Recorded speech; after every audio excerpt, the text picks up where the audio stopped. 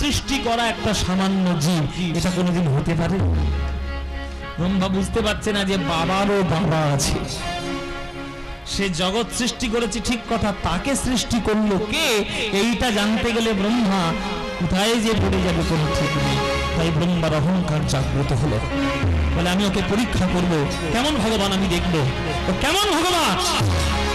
আমার মায়ার পরীক্ষায় যদি উত্তীর্ণ হতে পারে তবেই বুঝবো ভগবান, নইলে লোকের সামনে ওর মুখোশটা আমি খুলে দিয়ে চলে যাব। হরি বল মাইরা। ব্রহ্মা কি করলেন? নিজ শক্তি জাগ্রত করলেন। নিজ শক্তি জাগ্রত করে আজ ব্রহ্মা গোবিন্দের যত গরু বাছুর, গোবিন্দের যত সখাগণ, সবাইকে ব্রহ্মা আজ হরণ করে নিলেন। যেই হরণ করে নিয়েছে গোবিন্দ চমকে উঠেছে।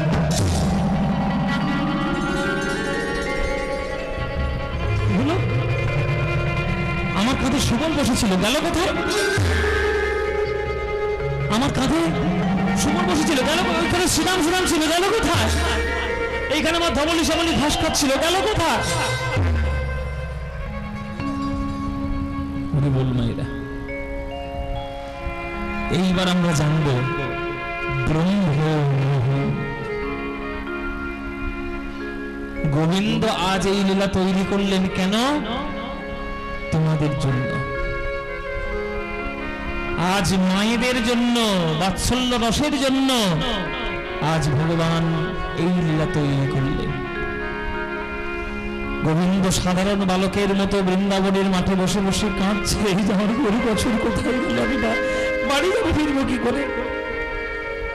হঠাৎ করে গোবিন্দ আমার ধ্যানে বসলেন। কে করে সেই ব্যক্তি, কি ঘটনা ঘটেছে দেখতে হবে। গোবিন্দ আমার ধ্যানের মধ্যে বসলেন, ধ্যানের মধ্যে দেখলেন কার কীর্তি? ব্রহ্মার কীর্তি। গরু বাছুর সখাগণ চুরি করেছে ব্রহ্মা। গোবিন্দের অঙ্গে থরথর করে কাঁপতে লাগলো, ওই নীল বদন হয়ে গেল লাল। ব্রহ্মা, তোমার এত বড় স্পর্ধা, তুমি আমার গরু বাছুর সখাগণ চুরি করলে, আমি তোমায় অভিশাপ দেব। কিন্তু অভিশাপ পরে দেব, আগে ঘরে যাওয়ার ব্যবস্থাটা করি। ঘরে যাওয়ার ব্যবস্থাটা করি। কি করলেন? গোবিন্দ মনে মনে ভাবলেন, আমি যদি একা ফিরে যাই, সুদাম সুদামের মায়েরা বলবে, কিরে কানাই, আমার ছেলেটাকে জঙ্গলের মধ্যে কোথায় রেখে এলি? কি উত্তর দেব? গরুগুলো যখন আমার পা চেটে চেটে বলবে, প্রভু আমার বাছুরটাকে তোমার সঙ্গে পাঠালাম, তুমি বৃন্দাবনের মাঠের মধ্যে কোথায় রেখেলে? কি উত্তর দেব? তাই আগে তাদের ব্যবস্থা করি, তারপর তোমার ব্যবস্থা করব। কি করলেন বাবা? গোবিন্দ নিজ অঙ্গ থেকে সৃষ্টি করলেন সখাগণ, আর নিজ অঙ্গ থেকে সৃষ্টি করলেন যত ধেনু বৎস।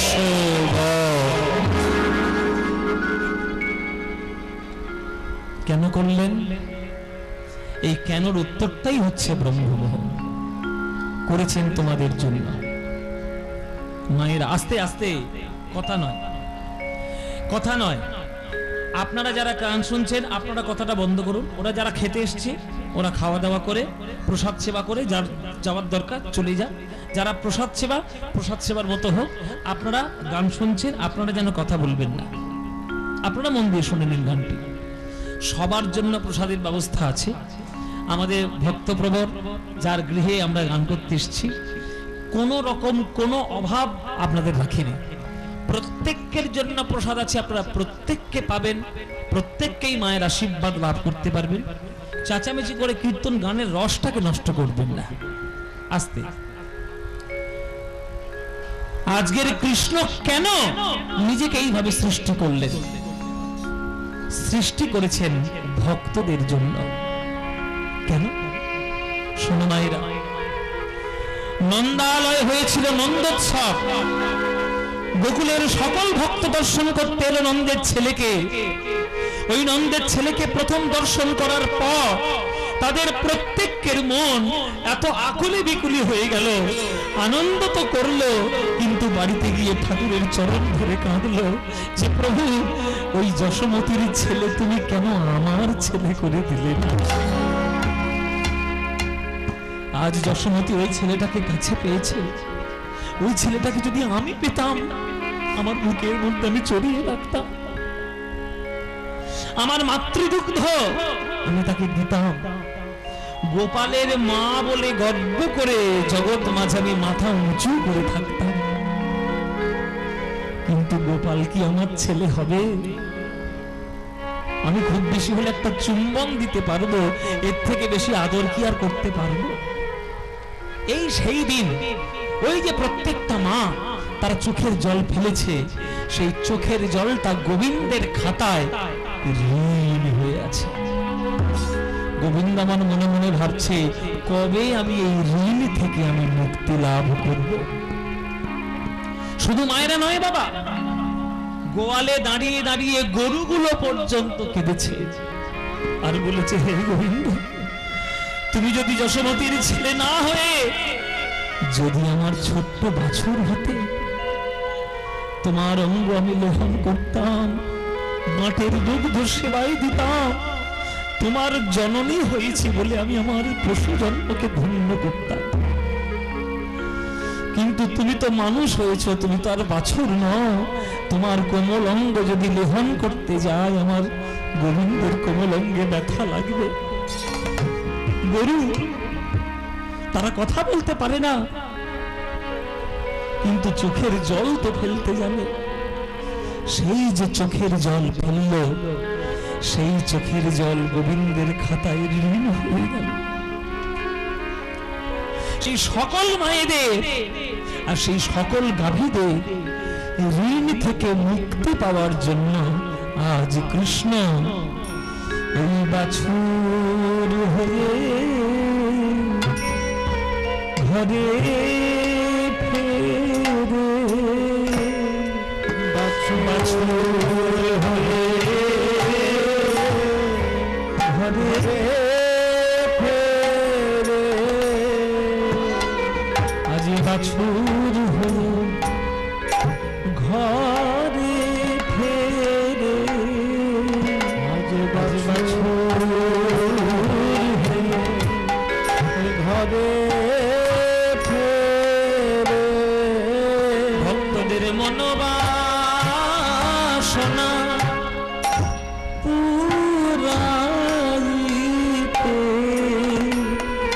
গোবিন্দ বাছুর হয়ে ঘরে ফেরে। প্রাণ জগৎপতি গোবিন্দ, গোবিন্দ আমার বাছুর।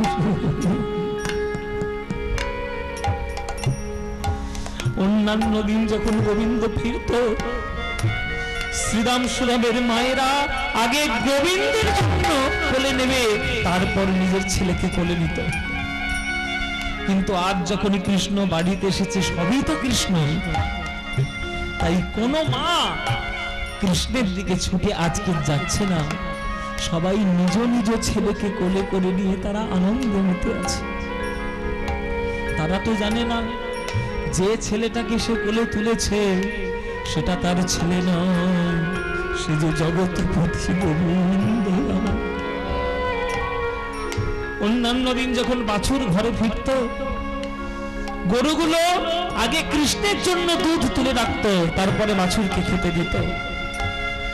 কিন্তু আজ কৃষ্ণরূপী বাছুর, বাছুর রূপী কৃষ্ণ, দুই যখন এক হয়ে গেছে, তারা যখন বাড়িতে প্রবেশ করছে, গরুগুলোর আর বলতে হচ্ছে না, আপনা আপনি দুগ্ধ মাঠ থেকে ঝরে ঝরে মাটিতে পড়ে যাচ্ছে।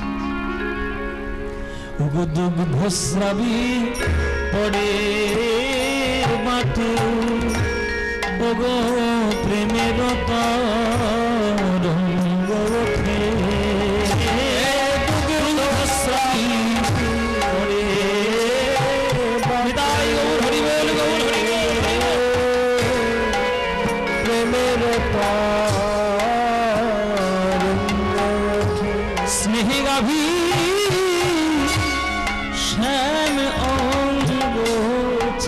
গো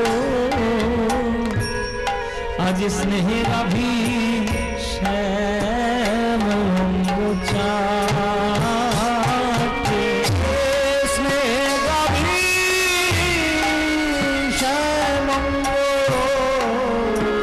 চাটে গো স্নেহের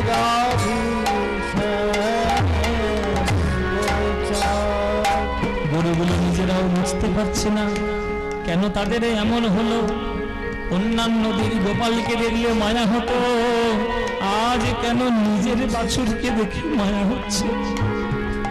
তারা তো বুঝতে পারছে না যে বাছুরটা তার দুগ্ধ পান করছে সেটা তার বাছুর নয়, সেটা হলো গোবিন্দেরই একটি বাছুর,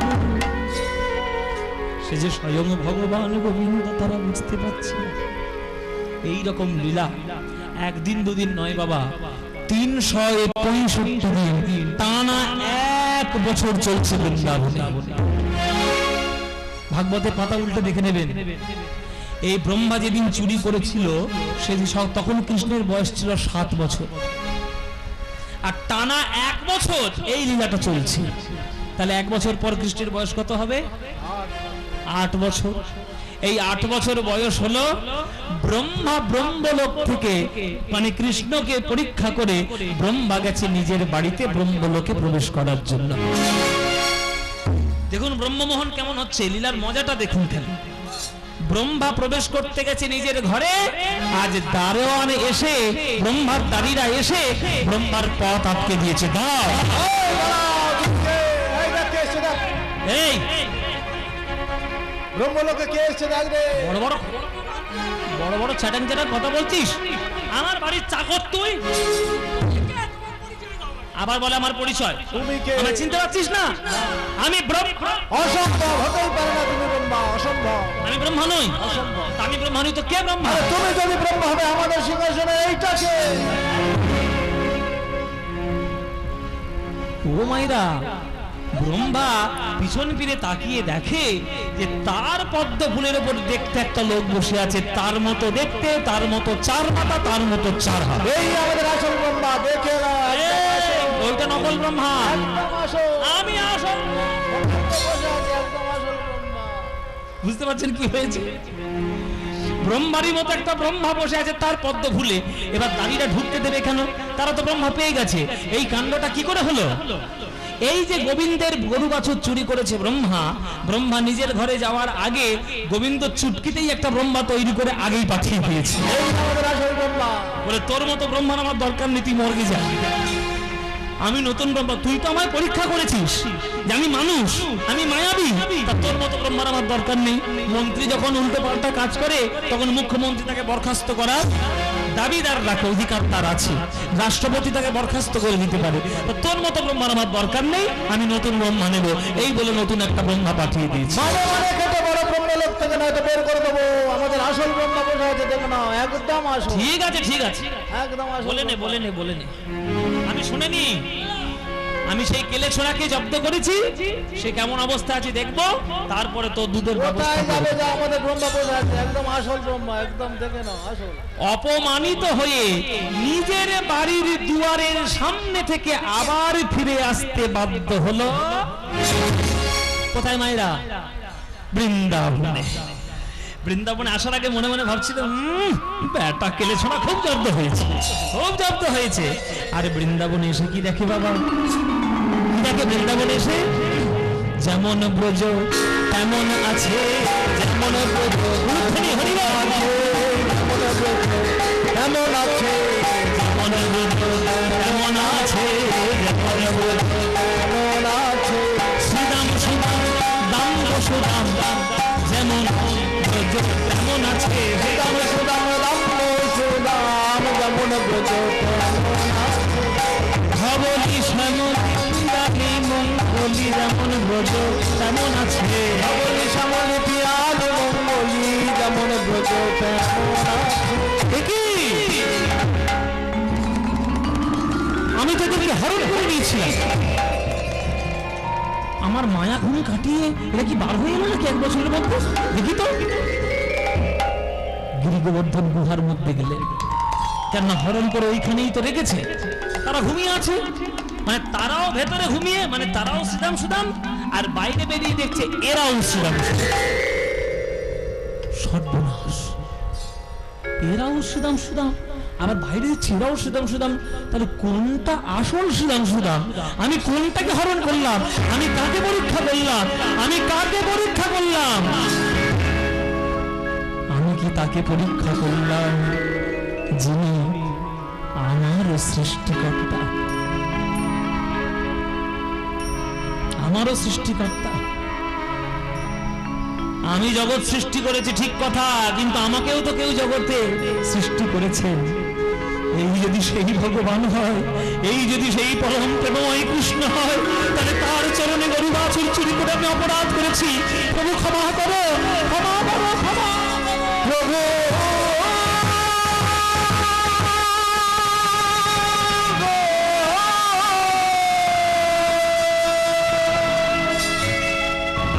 আষাঢ় খেয়ে পড়ল ব্রহ্মা গোবিন্দের দুটি রাতুল চরণে,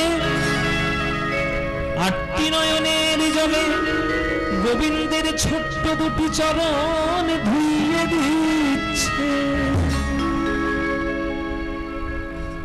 সবাই হাত জোড়ে করুন, একটু স্তব পাঠ করলো, ব্রহ্মাও করছে, আমরাও একটু করি।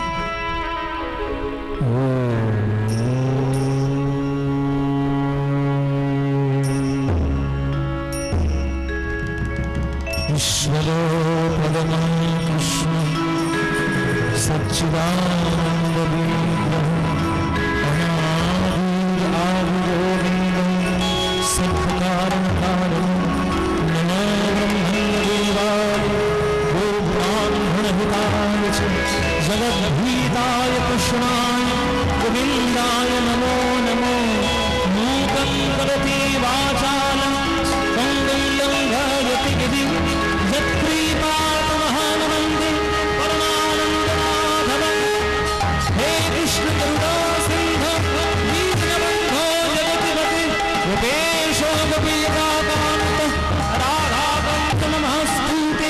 বরহাপীড়মনদবরবতু করণয়োগপরিবার বিপ্রদवासगणपतीशं वै जगत्तिं च मालं रत्नानवेन धरसूधया भूयन् गोपवृन्दे वृन्दारण्यं स्वपदनवनं राविशदगीतकीर्तिः वृन्दावनं सद्भूत वितनोति कीर्तिः। यदिरेवति सुतपदाब्जलं लक्ष्मी गोविन्दवेण मनमात्मयो नैवेद्यं भिक्षादि सान्यं परमान्यं समस्तसा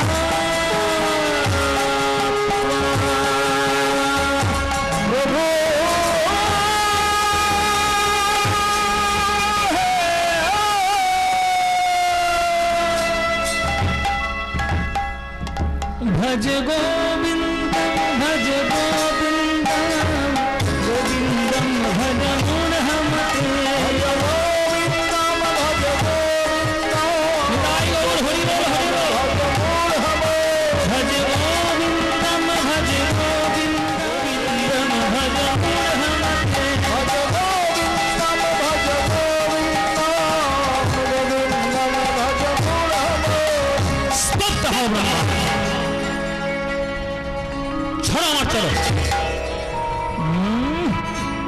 দু চারটে সংস্কৃত শ্লোক বলে দিল গড়গড় করে, আর মনে মনে ভাবলাম আমি ক্ষমা করে দেবো।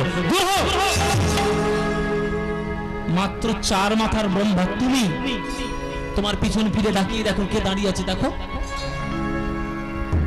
ব্রহ্মা পিছন ফিরে দাঁড়িয়ে দেখো, বাপরে, ব্রহ্মার পিছনে একটা লোক দাঁড়িয়ে ছিল, তার একটা দুটো মাথা নয় মায়েরা, তার আবার 100 মাথা। বলছে দাদা আপনি কে?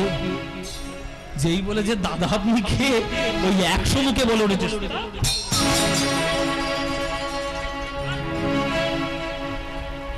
এত বড় স্পর্ধা তো, তুই আমায় জিজ্ঞেস করছিস আমি কে? তুই একটা ব্রহ্মা, আমি একটা ব্রহ্মা। তুই চতুর্মুখ ব্রহ্মা, আমি শতমুখী ব্রহ্মা। ব্রহ্মা মনে মনে ভাবছি বাবা ব্রহ্ম জগতে ব্রহ্মা ছড়াছড়ি হয়েছে, আমি নিজেই এক ব্রহ্মা, ঘরে দেখলাম এক ব্রহ্মা বসে আছে, এ বলে আমিও ব্রহ্মা। ও দাদা আপনি ক নম্বর ব্রহ্মা? বলে বলে বেটা আমি হলাম প্রথম ব্রহ্মা। হ্যাঁ আমি হলাম প্রথম ব্রহ্মা। যখন গোবিন্দ জগৎ পরিকল্পনা করেন সৃষ্টি করার, তখন আমি সেই ব্রহ্মা। আমার পরের কল্পে ব্রহ্মা জন্ম নিলে তার 4 মাথা করে দেওয়া হয় আর 100 আয়ু বেঁধে দেওয়া হয়। কত ব্রহ্মা এলো গেল, তার মরণের পর একটা মাথা আমার সঙ্গে যুক্ত হয়, তবে আমার 100 মাথা হলো। আমি এখনো পর্যন্ত গোবিন্দের লীলা দর্শন করতে পারলাম না, আর তুই 4 মাথার ব্রহ্মা হয়ে গোবিন্দের গরু বাছুর চুরি করেছিস। যেই এমন কথা বলেছে, আর ব্রহ্মা থাকতে না পেরে গোবিন্দের চরণ জড়িয়ে ধরেছি। শতমুখী ব্রহ্মা তোমায় দেখতে পেল না, আর আমি চতুর্মুখী ব্রহ্মা হয়ে তোমায় পরীক্ষা করলাম। কি হবে প্রভু?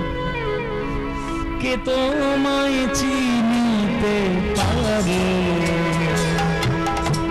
তুমি না চেনালে পরে। কে তোমায় চিনিতে পারে, তুমি না চেনালে পরে। আমার অন্তর বাহিরে বিরাজিছ তুমি, আমার অন্তর বাহিরে বিরাজিছ তুমি। দেখেও না দেখি তোমারে। আমাদের দশা এখনকার দিনে ব্রহ্মার মতো হয়ে গেছে বাবা। 2-4 পাতা বিজ্ঞান পড়ে আমরা নিজেদেরকে কি বড় যে মনে করেছি তার কোনো ঠিক নেই। অথচ যারা সত্যিকারের বিজ্ঞানী তারা কখনো ঈশ্বর অস্তিত্ব সম্বন্ধে প্রশ্ন করেন না। আমাদের ভারতবর্ষের শ্রেষ্ঠ এক বিজ্ঞানী যিনি হলেন ডক্টর এপিজে আব্দুল কালাম, সে পর্যন্ত পরমাণু পরীক্ষা করতে গিয়ে গীতাকে অনুসরণ করলো।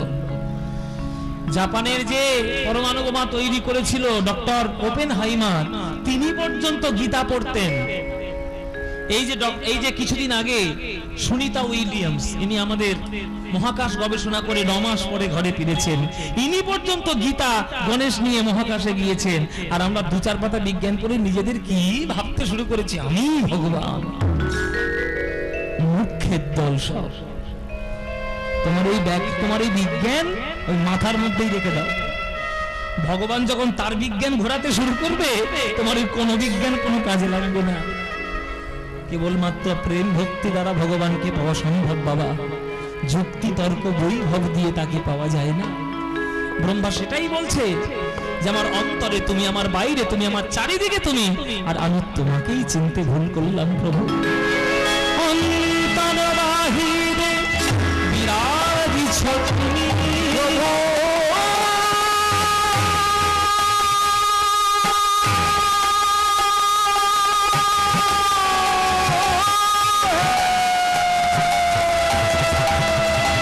প্রভু হে প্রভু হে।